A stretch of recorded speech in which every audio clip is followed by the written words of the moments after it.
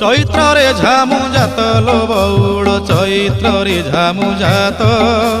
तेर भकतिया दंड गड़ुथिबे तेर भकतिया दंड गड़ुथिबे करिथिबे काष्ठा व्रत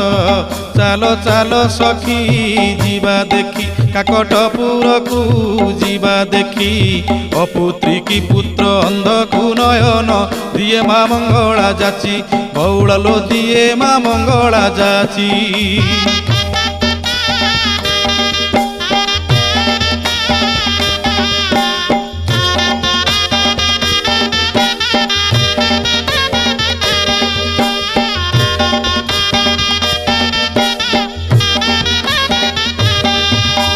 दश दोल पर 21 दिन पीठरे लागिब नाट संगात लो पीठरे लागिब नाट गुपत कोठी रे दंड जी